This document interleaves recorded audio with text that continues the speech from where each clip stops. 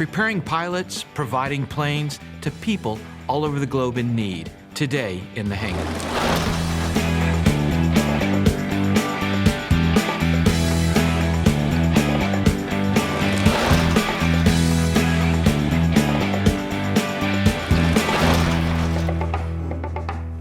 Hello and welcome to In the Hangar. I'm Dan Milliken. And I'm Christy Wong. Today's episode is brought to you by our awesome sponsors, Colton Mortgage, the mortgage company that cares. Yes. And Flying Eyes Optics, making Dan look cool. Well, on a daily basis, really. Well, we hope anyway.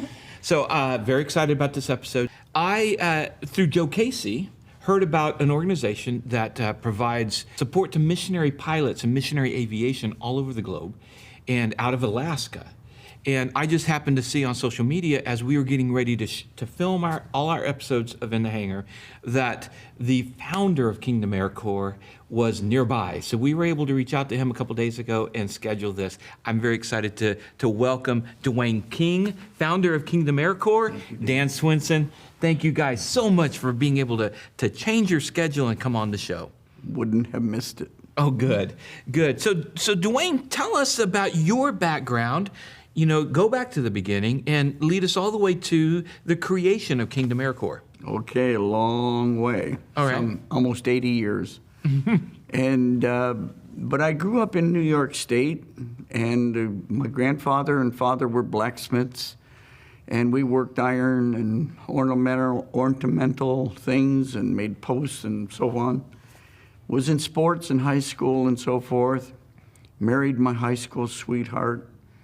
And 2 weeks later, had my hot rod Ford, 48 Ford Coupe all readied up 2 weeks after we were married and headed off to Longview, Texas. Okay. A long hike. My father-in-law wrote on the back of it, Texas or bust. And I busted in Pennsylvania, and I busted in Indiana, busted in every state. And but made it to Texarkana and coasted through the Welcome to Texas sign, and there we were. Our first 2 years of marriage, I was learning to become an aircraft pilot and mechanic.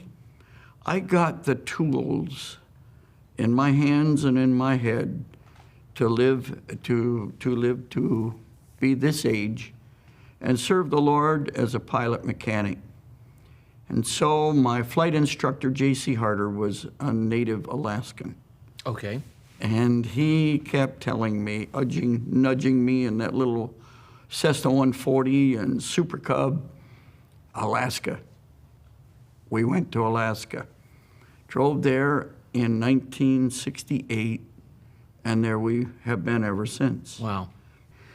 Well, then, as I would come back to recruit at Laterno, we would bring these young pilots up. They needed practical experience, flying in bush planes, loading fuel and groceries and screen doors and propane bottles and all of that to run a Bible camp. So that Bible camp is still going up in the Arctic. And then in the early 90s, 1990, the wall came down. I had spent many years flying along the coast of Alaska, landing on the Bering Sea, and being in a lot of the villages on the Seward Peninsula. And that, I could look over at that time and see Chukotka.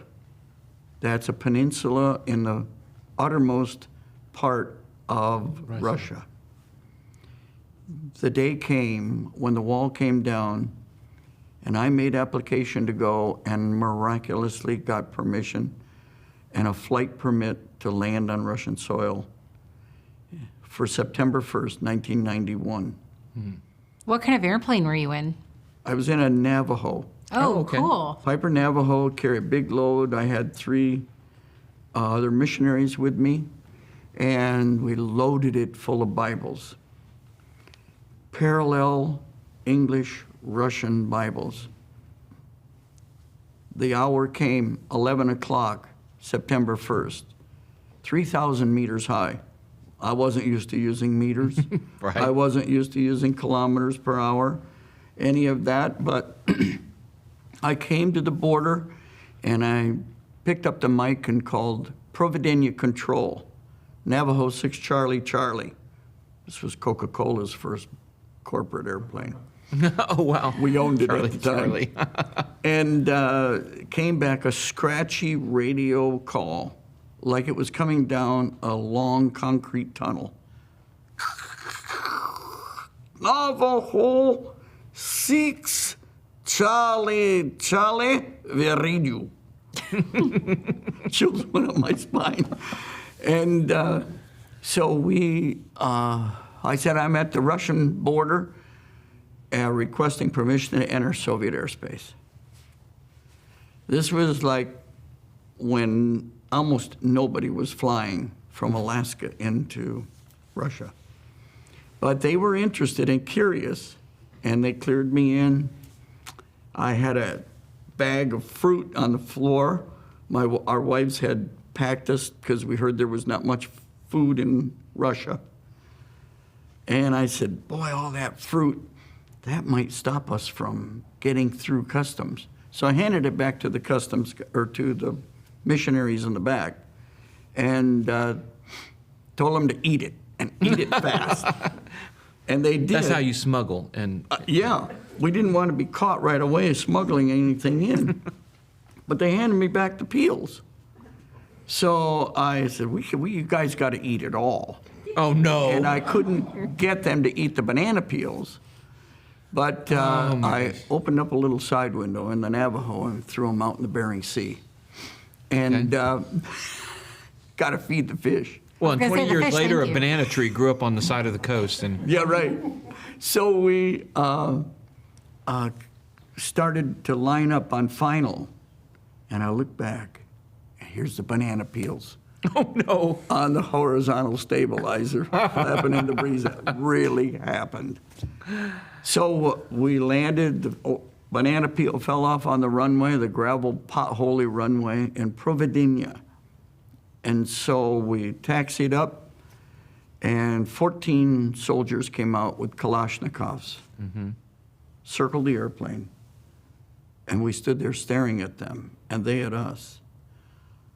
I couldn't believe it. I'd heard stories about landing on the wrong runways, and I thought that may be what I had done. And so the officer came, and he pointed right at me. He says, "You, pilot, come, me." I followed him in with a satchel. As I was carrying the satchel in it, I noticed it was a dark green satchel, and it said U.S. Army on it. Oh, no. I tried to hide that the best I could, but I went through passport control. And You knew when you packed the satchel that you were going to Russia, right? I didn't pack the satchel. Oh, okay. I had people helping me. And so we went in, and the customs girl, about like you, Chris, she looks at me trying not to smile. And she says, "Что это?" I said, "I don't speak any Russian. I'm so sorry." And she says, "What this?" in a German accented English. "Ah, you speak English." So I started rattling off English. She says, "I see this." She patted on the table. I took out all of those Bibles, stacked them up, and she says, "Contraband." And that's the same word in English, Yeah. contraband. And so she said, "Nizya no allow, close zone." And I said, "Do you have a Bible?" "Нет." "You give me one?" I said, "I give you two." And so I gave her 2 Bibles. And she took them. And then the air traffic controller came out of the tower to meet me, perhaps the first American pilot, salutes me. "Hi, my name Nikolai. You stay my house Teach me airplane talk. How to talk on the radio to the next American that would come. So I did all night long. He's asking me, why you come, Russia? We no want this. And I said, well, we came to be missionaries and bring the gospel of the Lord Jesus Christ. I no understand. And so then I turned to Matthew 28, the Great Commission. And I showed him over on the right-hand side in Russian. Иди туда до края земли и проповедуйте Евангелие. Go to the uttermost parts of the earth and preach the gospel. He understood in his language the Bible verse that I showed him. And then the conversation went to the word salvation. What does it mean? And he couldn't understand, but I just started remembering all of the verses of Scripture on the English side and showed him on the Russian side. He cried out, "Прости меня, Бог." God, forgive me. And he repented right there that night. That changed my idea about living in Siberia, I'll tell you. And so we eventually moved there and lived for 7 years Wow. To Siberia. in Siberia. Wow. We'd lived in the Arctic all of our ministry years. So, yes, I guess Siberia was an improvement over the Arctic. Yeah. It was like living in the tropics Right. at that point. Yeah, that's the story. And so then I got a job working for Aeroflot, teaching international pilots standard Wow. aviation phraseology. That's interesting. Wow. Wow. And then so how did Kingdom Air Corps come about? Well, then I was having Laterno guys, and Dan was one of them. So he's kind of like the perfect example, not the perfect storm. Though sometimes I wondered. Anyway, Dan came 16 years ago as a green mechanic from Longview, Texas, and Laterno. And he started in, and we were working in my garage. We pulled airplanes up to my garage. I had a little log house. And my wife, Carolyn, was cooking, and we were sleeping in the garage, and we had toolboxes there, and we were working on airplanes. People were giving us old derelict airplanes that needed working on. And so we started annualing them and then teaching the guys to fly. And we just continued to grow to the point now where we have about 1,500 hours of flight instruction strictly to those guys that are going to serve the Lord around the world. And many of them are Russians Oh, wow. and from other countries. So, Dan, what is your story? How did you link the bridge here between Laterno and Kingdom Air Corps? So I grew up kind of all over the country. My dad was a Christian school teacher. We spent time in Colorado, Iowa, South Dakota, and Missouri. While in South Dakota, I started to read the book Mover of Men and Mountains, written by R.G. Laterno. It told his story and about the story of him building this Bible college, building this technical institute. And I got very interested, and I found out that they had mission aviation as one of their degree programs, and so I made one application, and they accepted me. So in 2001, I went and became a student at Laterno University. I did a 4-year degree, made it 4.5. I know the feeling. Had the opportunity while there to meet Dwayne at one of these missions conferences that we were able to speak at this last week. And he said in 2005 that he was starting a missionary pilot training program in Alaska. And I rose my hand. I want to go. So he said, come. And a friend and I, after our summer school classes, got in a little tiny Toyota car and drove. From Texas to Alaska. In 4 days, Nice. 4,300 miles. Wow. We made the mistake of saying that we would drive until the sun went down. But if you It was know the winter or the summer? the summer. Okay, Oh so my you're gosh. driving all night. So we drove through the night. The land of the midnight sun is definitely true. So we were driving about 20 hours a day, and he would drive and I would sleep, and he would sleep and I would drive, and we tried to never mix the two. Tried, yeah. But had an opportunity, like Dwayne said, to come that first summer in 2005. I fell in love with the culture, the people, just the geography of Alaska, have a heart for, saw Dwayne's heart for ministry, and that inspired me to have a heart for ministry as well. And that was 2005. Dwayne at the end of the summer said, "Hey, Dan, you have a job interview today."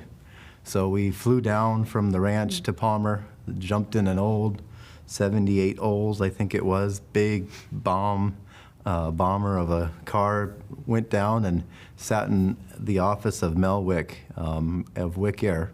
And Mel was a good friend of Dwayne's for many years, and he said, "Dan, I hear you're interested in coming to Alaska, and I heard that you were from Laterno." And his next question was, can you start? And Wow. back in, I graduated then of winter of 2005, and packed up all I had at that time, a suitcase, a toolbox, a backpack, and a sleeping bag, and I headed north to Alaska and have been living there ever since in 2006. Been with Dwayne, like he said, since 2005, and at the very beginnings of Kingdom Air Corps, and I worked for 2.5 years to pay off some school loans, and those were able to be paid off. And then starting in 2010, I was able to be with Dwayne full-time all summer long. And I served in the hangar as a mechanic and director of maintenance. And then in 2020, we've had such an expansion of our ministry, so many airplanes, so many students, that we've kind of split the role. There's a director of maintenance, and then my title is director of maintenance education. So I have the privilege and the responsibility to work with the students and with volunteers and with some of the pilots and give them some practical hands-on maintenance experience that they can take. And become AMPs? Yes, the goal of our students is to finish the flying program and then get either a 1-year AMP certificate, or sometimes they will do Laterno University or other organizations that will do flight training. But yes, our goal is AMP, because many of these guys that are going into the remote parts of the world, they are the pilot, they are the mechanic, they're the baggage handler, they're the fueler, they are... Oh, it sounds like corporate piloting. Yeah.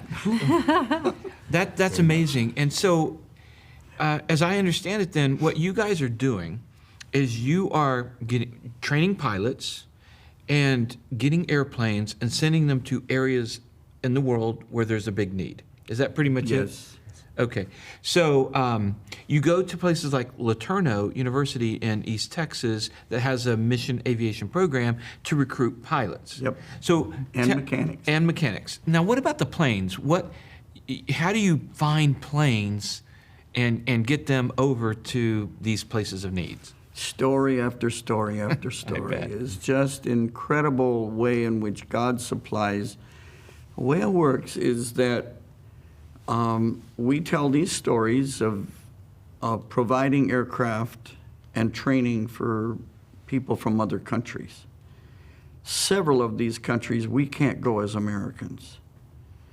And so I recruit, I travel abroad, I see the need, I go places that are difficult to get into, and find how we can do it, and start general aviation. And we literally did that. We were on the ground floor of starting general aviation in Russia. And so other countries as well. And so people get the idea that I'd love to give my airplane and see it used. It's been sitting in the hangar. It's been years there. It's not flown, and it's a waste. I'd like to see my airplane somehow used to help young people get training and experience. One man gave me a beautiful PA-14 on amphib floats. Wow. It is a beautiful airplane, and others, that airplane was ready to put into service. But a lot of them come and they've got rusty cylinders, rusty cams. Hangar queens. Hangar queens. And so we love to hear from a airplane owner that has a hangar queen and would like to see it built back up and annualed and put into service. And then we train some of these national pilots in that airplane. We have them take it apart. Okay. We put them in containers, and we ship them to the nearest port near where they live. And then we go over with a team of guys, a team of mechanics and pilots, and we put that airplane together in their country. And we find a place where they can base it. Sometimes we even make a runway. Wow. And we've done that in a couple of places in Russia. Made the runway for that airplane. So that's how we get them starting in general aviation and mission aviation in their country. So what do you think is the biggest need that you guys have right now? Well, we need parts, pieces, engines, airplanes. Sometimes we've got, like now, 3 Cessna 175s. Not a real popular airplane because of that geared engine, the GO 300.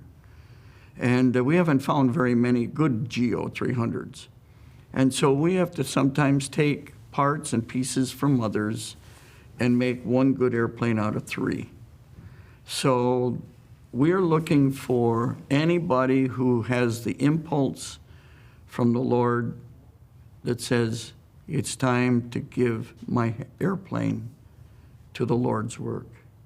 And so we look forward to calls from these people, visits from them, people walking up to me. One fellow said, I got 5 Bonanzas Wow. that I've been paying rent for, and I won't be able to fly any of them anymore. And he gave one. And he and I took it to Alaska, and I've been flying it all over Alaska in the villages, hauling kids to Bible camp in that V-tail Bonanza. And so he gave another one just 2 months ago. I took it all apart with my guys, put it in that trailer, and hauled it to Pennsylvania, where we have established a new base of operations there in Pennsylvania. So we come out in the winter. I can keep instructing. I can keep working that's not so severe. The weather is not so severe. And we just work on these airplanes all winter long. And then we teach guys to fly there. We've helped other guys start ministries like in East Texas with Gabe Johnson and Mike Miller and Joe. And those guys are starting the Texas Air Corps. And I hope you can hear about that someday and tell people what is happening over there. And so Montana, backcountry Montana, great place to train bush pilots. And so we've got another one. We're helping a guy start there. So all winter I'm traveling, helping get these new Kingdom Air Corps type ministries going and picking up airplanes. Dwayne, it's amazing. You're an inspiration. You're 80 years old. You're driving across the country in an RV with a trailer. Pickup. A pickup truck with a trailer. You're taking apart these airplanes and you're putting them on your trailer and hauling them. A friend of mine put a real neat camper up front. Nice. Up over the pickup bed, and it's got a bed and bathroom and shower and little camper up front. And then I've got 30 feet that I can put a 185. Last week I went down to South Carolina and picked up a 185. terrific airplane, Yeah. great bush plane. Stuffed that thing in there, made the gears so that the wheels were on the inside because it was too wide, Right. and adapt it, put it in there, and haul it to Pennsylvania. So that's happening. Very, And very cool. Anybody who feels inspired to help us with an airplane, we would take a perfectly good airplane too, by the way. All right, so the 22-year-old, 23-year-old, 24-year-old who feels a calling to be a pilot / mechanic and can come to you and get training. The older person who has a beloved airplane, but they've lost their medical and probably aren't going to get it back, and they would like to see their airplane go to something good like this, they can do that. Now, what about the rest of us? You know, me, 50-something, you know, what can other people do beyond those two groups to help? We have a lot of airline pilots that come during furlough, and they instruct. Okay. They're great instrument instructors. We have retired mechanics. We have regular mechanics that take their whole vacation and come and work with Dan in the hangar. And so we need mechanics, experienced guys that would take these young mechanics and mentor them and show them the ropes of how to use their hands and tools and annual and overhaul these airplanes. All right. These are the needs. And for any of those groups that want to do that, what is the best way to contact or find out more information? Go on their computers and iPhones and whatever and look up kingdomaircorps.org. .org. And the we'll put corps it here. is spelled CORPS, kingdomaircorps.org, or call me, 907, area code for Alaska, 907-232-1027. And talk directly to you. That's awesome. Well, guys, thank you so much, Dan. Thank you for coming. Thank you for having me. And Dwayne, awesome. Dan, we're so grateful for this. Oh, Chris, yeah, you bet. thank you.